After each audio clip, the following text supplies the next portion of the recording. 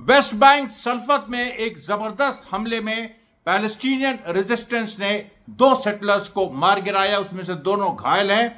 और सबसे बड़ी बात जो इस ऑपरेशन की है, वेस्ट बैंक में मैं आपसे कह रहा हूं 7 अक्टूबर होने वाला है, उसकी पूरी तैयारी चल रही है, पूरी भूमिका बनाई जा रही है। आज देखिए और भी बड़ी बड़ी घटनाएं हुई यमन फ्रंट पे। ट्रंप ने एक आश्चर्यजनक बयान दे दिया जो मैंने केवल प्रिडिक्ट किया था। अब समस्या यह है कि अभी देखिए रमजान का पवित्र महीना चल रहा है, आप सब लोग थोड़ा व्यस्त हैं, इसीलिए मेरे जो वीडियोस हैं उसमें उस तरीके से व्यूज नहीं जा पा रहे। अब इस समस्या का हल क्या हो, इसलिए मैं शुरू में आपको बता दे रहा हूं। थोड़ा छोटा मैं वीडियो बना रहा हूं, ये 19 मिनट या 20 मैक्सिमम 19 मिनट का मैं इसको बनाता हूं। आप लोग अंत तक देखिएगा किसी भी हालत में, क्योंकि आपने जरा सा अगर ड्रॉप किया तो फिर हमारी जो यूट्यूब रिकमेंडेशन है वो एल्गोरिथम्स वो हमारे वीडियो को डाउनग्रेड कर देंगे। ऐसे होता है। मैं 27-28 का ये 27-28 मिनट का वीडियो बना रहा हूं, तो अभी देखिए 19 मिनट का मैं वीडियो 19-20 मिनट का 19 का ही रखूंगा। अभी जो सिचुएशन है, कल देखिए 15 मार्च को, परसों मेरा जन्मदिन है, उसके मुझे कहीं जाना भी है, तो कल वीडियो आएगा। लेकिन अब कल मैं कोशिश करूंगा कि 2 छोटे छोटे वीडियो डालें। मेरे ख्याल से बेहतर ये रहेगा अगर मैं करीब 2 बजे डालूं, उस समय लोग थोड़ा वो रहते हैं। 2 बजे डालूं करीब 10-15 मिनट का, उसके बाद रात में 10-15 मिनट का, तो वो ज्यादा बेहतर रहेगा। 2-3 दिन ये करके देखते हैं, 14, 15, 16।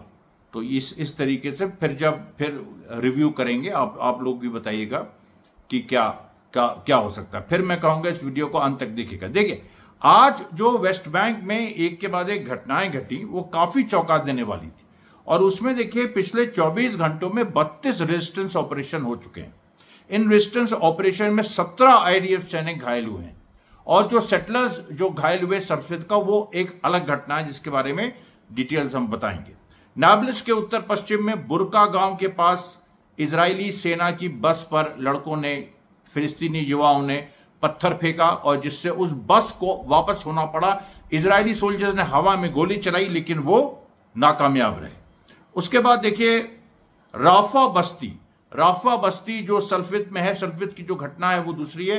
राफा बस्ती के पास पैलेस्टीनियन रेजिस्टेंस के युवाओं ने फिर से कई इजरायली वाहनों पे पत्थर चलाए। अच्छा, ये जो घटना घटी, कई इजरायली वाहन मतलब जो सेटलर्स के वाहन है, इनको उन्होंने लगातार, जैसे होता है ना पत्थरों की बारिश, कम से कम मेरे ख्याल से 5000 पत्थर, करीब 15 मिनट में 5000 पत्थर एक साथ आए हैं और पूरा स्मैश हो गया। वो जो वीडियो तो उसका नहीं आया, जो फोटोग्राफ है उसमें आप देख सकते हैं कि ऊपर से उनका जो यानी जो इजरायली, और ये सब इसमें से कुछ सैनिक वाहन भी थे, तो जो सैनिक वाहन थे प्लस प्राइवेट वाहन थे, ऊपर से ऐसा तरता ओले की तरह, एकदम ओले की तरह जो पत्थर गिरे हैं, उससे देखिए एक बड़ा नुकसान हुआ। ये एक जो पहलू है वेस्ट बैंक का, मैंने आपसे कहा था कि गाजा में जहां सशस्त्र संघर्ष की बात सीधे सीधे होती है, वेस्ट बैंक में जो जनता का उभार है और उसके साथ सशस्त्र संघर्ष, जो 7 अक्टूबर जैसी घटना जिस दिन वेस्ट बैंक में होगी, जल्दी होगी, उस दिन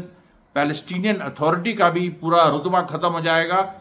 रेजिस्टेंस जो है, जो जानबूझ के पीछे हट रहा है, वो फिर से हमला करेगा। लेकिन देखिए जानबूझ के पीछे हटने में भी वेस्ट बैंक में इनिशिएटिव रेजिस्टेंस ने कहीं नहीं खोया। अभी कल इजरायली सोल्जर, इजराइल आईडीएफ ये सोच रही थी कि हम एयर स्ट्राइक्स करें वेस्ट बैंक में, क्योंकि उसको 7 अक्टूबर होने का खतरा है।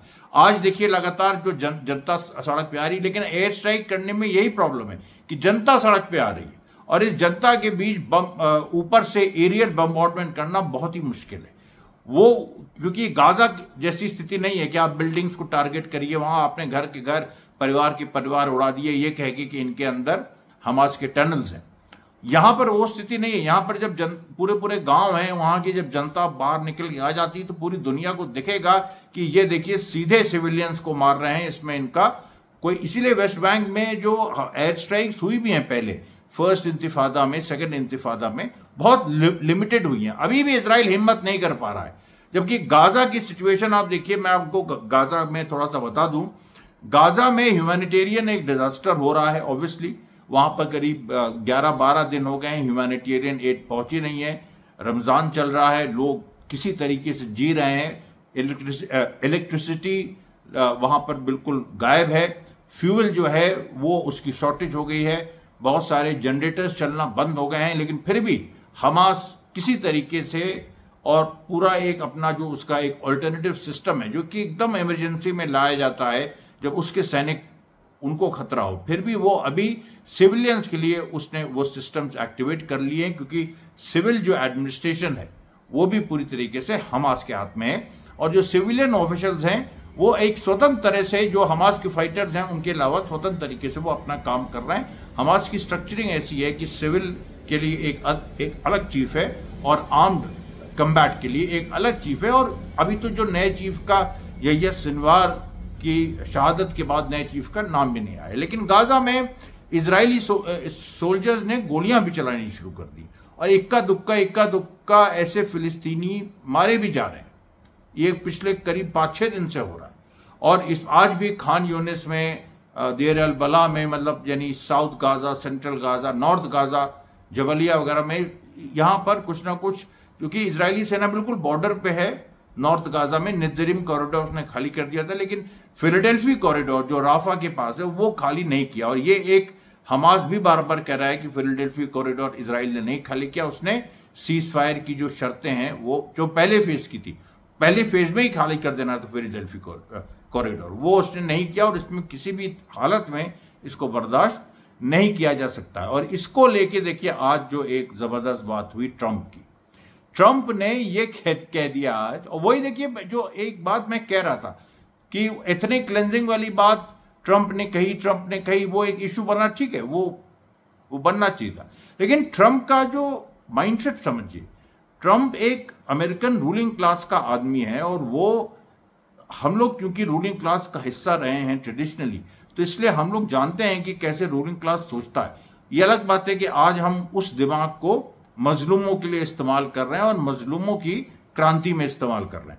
अब देखिए जो ट्रंप सबसे ऊपर है और वो सिस्टम को चलाना चाहता है, अब वो बाइडेन की तरह या डेमोक्रेट्स की तरह अंधा नहीं है कि सिस्टम को जिस भी तरह से नियोकॉन तरीके से, वॉर से, इससे उससे सब ऐसे ही चलाते जाओ, ऐसा वो नहीं है। तो उसने आज कह दिया कि फिलिस्तीनियों की के डिस्प्लेसमेंट की बात मैंने कभी कही नहीं। And his exact words were that who can displace Palestinians from Gaza? मतलब उसने इस तरह से कहा कि अरे ये तो आश्चर्यजनक, ये तो कुछ एकदम आश्चर्य जैसी बात है। और इसको लेके कई बयान आए, इजराइल की तरफ से भी बयान आया। इजराइल में जो ट्रंप ने जो स्पेशल एनवॉय एडम बोलर को रखा था, जिसने हमास की तारीफ भी की थी, कहा था कि वो नॉर्मल इंसान है और उनके सर में सींग नहीं है, तो अभी कुछ समय के लिए एडम बोलर को पीछे कर दिया है, दूसरे को ले आए। इजराइल बहुत उछल रहा है इस बात पे, लेकिन तुम लोग ये मूर्ख नहीं समझ रहे। और इस पे इजरायली खुद लिख रहे हैं कि नेतन्याहू इतना बड़ा मूर्ख है, इतना बड़ा जाहिल है कि उसको इतनी ये बेसिक बात समझ में नहीं आ रही है कि ट्रंप तुम्हारे साथ खेल रहा है। ट्रंप पूरी तरीके से हमास से बात कर रहा है, उसको नेतन्याहू पसंद नहीं है। वो चाहता है कि इजरायली होस्टेज छूटें, वो चाहता है कि वॉर दोबारा नहीं शुरू हो। और नेतन्याहू बार बार प्रोवोक कर रहा है कि वॉर शुरू हो, गोलियां वहां चलवा रहा है अपने सैनिकों से गाजा में जबरदस्ती, बिना मतलब की, और इस तरह के तमाम काम कर रहा है। लेकिन हमास वो प्रोवोक नहीं हो रहा। हमास अब की बार गाजा में लड़ाई दोबारा शुरू हुई तो फिर बहुत ही भयंकर होगी। मतलब फिर तो जो इजरायली सेटलमेंट्स हैं गाजा से लगे हुए, वो सब उड़ा दिए जाएंगे, सब एक लाइन से। आप लिख के ले लो इस बात को, ये पूरी तैयारी चल रही है। और ऐसा सबक सिखाया जाएगा इजराइल को कि उसका जो वजूद है इजराइल का, इजरायली रोएंगे उन दिनों के लिए जैसे आज के दिन है कि चलो कम से कम हम जिंदा थे, हमारी जमीन बची हुई थी, उधर हमास था, मार रहा था, सब कर रहा था, लेकिन हम जिंदा थे। इन दिनों के लिए रोएंगे इजरायली। ये पूरी स्थिति हमास ने वहां पर पैदा कर दी। अब आप देखिए जो वेस्ट बैंक में हुआ, वेस्ट बैंक में आपको पता क्या हुआ? जो मेन घटना है सल्फित की, जो मेन घटना, और जो बहुत सारी जो मैंने बताया 32 घटना रेजिस्टेंस की हुई, सल्फित की मेन घटना में हमास की जो रेजिस्टेंस फाइटर्स हैं वो उन्होंने गाड़ियां रोकी, सेटलर्स के पास गए जो चला रहे थे, उनको पहले लेजर गन से मारा। ये पहली बार लेजर गन का पहली बार इस्तेमाल हो रहा है। ये अमेरिकन पुलिस इस्तेमाल करती है, स्टन गन्स, लेजर गन, जिससे 1 मिनट के लिए आंखें चौंधी आ जाती। लेजर गन मारी, लेजर गन के बाद ताकि उनको, अच्छा, और ये लोग मास्क नहीं पहने थे, तो मास्क तो ये मतलब चेहरा इनका ये ना देखे, तो एक लेजर गन से मारा, उसको ब्लैक एकदम स्टन कर दिया, उसके बाद गोली मारी। ऐसे ही दूसरे के साथ किया, ऐसे ही तीसरे के साथ किया, ऐसे ही चौथे के साथ किया। अब आप ये बताओ, और मैंने कहा कि 2 घायल हैं अभी, और अन्य 2 की जो स्थिति है वो अभी क्लियर नहीं है कि उनका क्या हुआ। अब आप ये बताइए कि लेजर गन का इस्तेमाल हमास ने क्यों किया? ये देखिए, पूरा एक तरीके से इसको कहते हैं डिसरप्ट करना। जो हमास एक टैक्टिक्स पे चल रहा है कि इजरायली फोर्सेस को हम डिसरप्ट करें, उनके रिदम को हम खराब कर दें, जो वो एक चीज के आदी हैं वो हम चेंज करें, बार बार हम सरप्राइज दें। और ये 7 अक्टूबर को सबसे बड़ा सरप्राइज था जो इजराइल ने एक्सेप्ट किया कि सरप्राइज के मामले में तो हमास किंग है, क्योंकि उसने हमेशा से रहा है। लेकिन 7 अक्टूबर में तो मतलब 7 अक्टूबर को तो मतलब 7 अक्टूबर के दिन जो ऑपरेशन हुआ उसको तो मोहर लग गई बिल्कुल। मतलब, और ये जो पूरी बात है, अब जो हमास अभी तक इजराइल को एक सरप्राइज किए जा रहा है, वेस्ट बैंक की जो पूरी सिचुएशन है उसमें भी इजराइल को समझ में नहीं आ रहा है कि वो क्या करे, क्योंकि बार बार स्थितियां ऐसी हो रही हैं कि कब रेजिस्टेंस हमला कर दे, कब युवा हमला कर दें। दोनों ही परिस्थितियों में इजराइल की कोई ऐसी पोजीशन नहीं होती। उसके बाद देखिए, आज इजराइल ने एक दमस्कस में एक बम्बार्डमेंट किया। अब सीरिया में चलिए उन्होंने एक हिस्सा कब्जाया हुआ है, वहाँ की स्थिति यह है कि अभी जुलानी बोल नहीं रहा है। अब वहाँ पर जो रेजिस्टेंस है वो स्टेबलाइज हो रहा है। जो कत्लेआम हुआ एलावाइट्स का, बहुत सारी चीज़ें उससे सुन्नी जनता ने भी उसका विरोध किया। कुछ सुन्नी लीडर्स जो इस तरीके सेक्टेरियन हैं उनको वहाँ पर जनता ने सज़ा भी दी। इराक में केवल नहीं, सीरिया में भी सज़ा दी। ये जो देखिए ये जो पूरी स्थितियां हैं, इजराइल ने आज ये कहा कि दमस्कस में, यानी सीरिया के कैपिटल में, पैलेस्टीनियन इस्लामिक जिहाद का एक ऑफिस है, उस पर उसने बम्बार्डमेंट कर दिया और उसमें कई सिविलियंस घायल हुए, मारे नहीं गए, सीरियन सिविलियंस घायल हुए। बाद में पता चला कि वो खाली बिल्डिंग थी, उसमें कुछ था ही नहीं। अब बताइए, अब ये जो देखिए गेम सीरिया में चल रहा है, ये नया गेम, ये तीसरा एंगल है, समझ जाओ।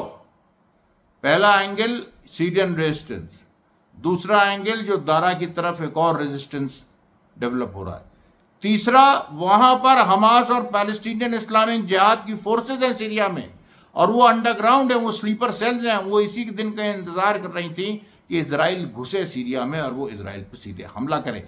लगातार ऐसी खबरें आ रही हैं कि इजरायली सेना पे हमले हो रहे हैं, और इजरायली सेना ने भी कहा है, मैंने आपको कुछ दिन पहले की वीडियो में बताया था कि इजरायली सेना ने भी इस बात को एडमिट किया कि हाँ, हमले हो रहे हैं। अब ये हमले जो हैं हमास और पैलेस्टीनियन इस्लामिक जिहाद कर रहा है, ये भी देखिए क्लियर हुआ। पैलेस्टीनियन इस्लामिक जिहाद के ऑफिस पे इजराइल ने बम्बार्डमेंट किया, वो ऑफिस ही नहीं निकला, वो घर निकला। ये जो डायमेंशन है ये एक बड़े लेवल पे सामने आ रहा है। दूसरी बात देखिए, जो लेबनान में एक पूरी पोजीशन है, दरअसल इजराइल क्या चाहता है? इजराइल ये चाहता है, उसने कहा भी है कि जैसे जॉर्डन की सिचुएशन है, जैसे जॉर्डन को हमने अपना गुलाम बना रखा है, वैसे ही हम चाहते हैं कि ये सीरिया और लेबनान बन जाए।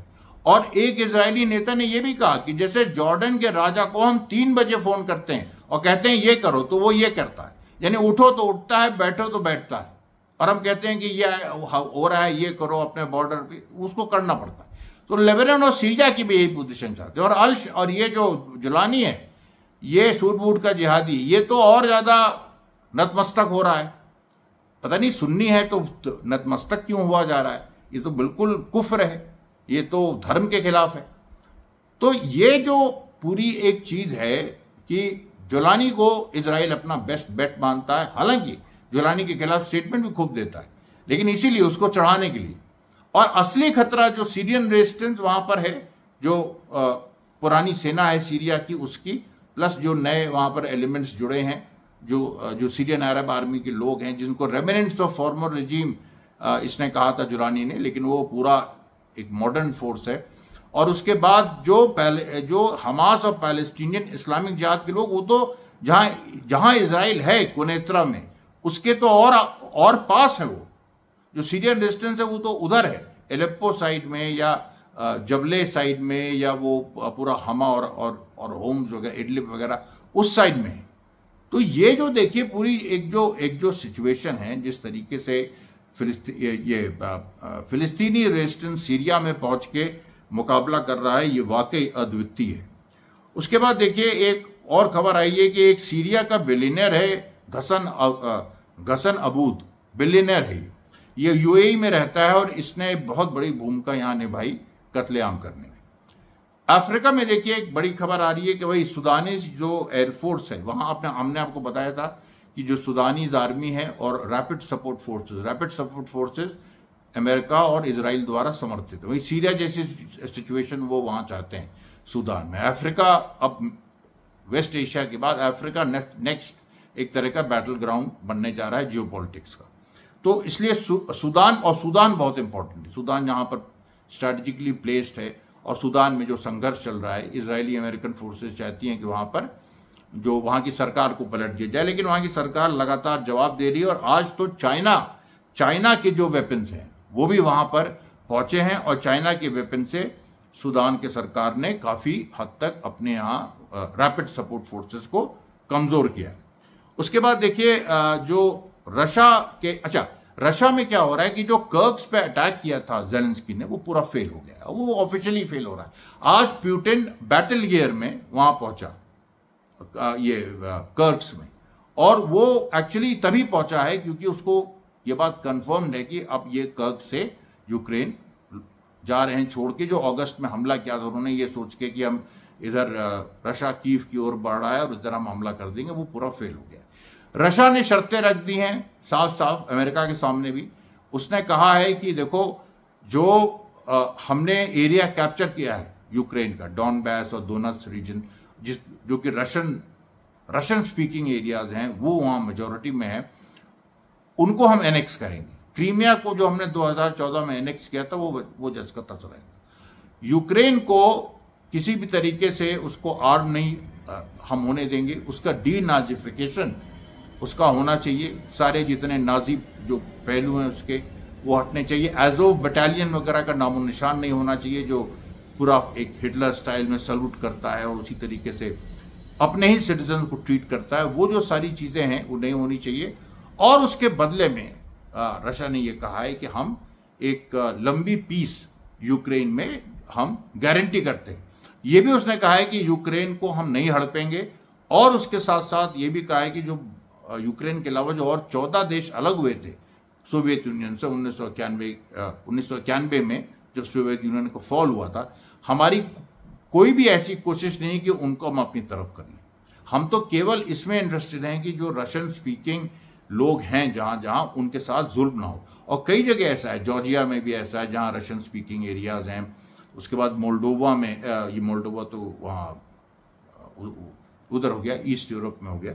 यहाँ पर जैसे लिथुआनिया में है, लाटविया में है, ऐसी जो कुछ देश रशिया से अलग हुए हैं, जो पहले रशिया ये सोवियत यूनियन का हिस्सा थे, वहाँ भी रशियन स्पीकिंग लोग हैं। लेकिन वहाँ पर रशिया इंटरव्यू नहीं कर रहा है, क्योंकि थोड़ा बहुत है लेकिन वहाँ कोई ऐसा कोई उनका कत्लेआम नहीं हो रहा है जैसे यूक्रेन में हो रहा था, जिसकी वजह से रशिया को इंटरवीन करना पड़ा। तो ये देखिए पूरी एक सिचुएशन है। और उसके साथ साथ नॉर्थ कोरिया और साउथ कोरिया में एक फिर से जो बहुत दिनों से मामला गरमा रहा है वो फिर से गरमाया। साउथ कोरिया ने कुछ उसके प्लेन्स ने कुछ ऐसी बॉम्बिंग्स कर दी जो साउथ कोरिया, मतलब बिल्कुल साउथ कोरिया नॉर्थ कोरिया के बॉर्डर के पास गिरी, साउथ कोरिया की तरफ, जिसमें साउथ कोरिया के सिविलियंस भी कुछ हर्ट हुए। और नॉर्थ कोरिया ने उस पर कहा कि अगर इस तरह की स्थिति बनती है तो ये बहुत घातक होगा। और अमेरिका को उसने वार्न किया कि ये साउथ कोरिया को संभालो, अगर नहीं तुमसे संभलता है तो फिर हमारे ऊपर है, हम संभालेंगे। और आखिर में जो यमन ने कह दिया है कि लाल सागर और इन सब जगह से पाबंदी लग गई है, उसमें पहली खबर भी आ गई है। कम से कम 120 जहाज उस पूरे एरिया में रुके हुए हैं। वहां पर पूरा जैसे सड़कों पे ट्रैफिक जाम होता है उस तरह की सिचुएशन आ गई है। और फिर से यमन कभी भी अगर किसी जहाज ने वो कंडीशन वायलेट की तो यमन हमला कर देगा। आज का प्रसारण यहीं तक। धन्यवाद साथियों, बहुत बहुत।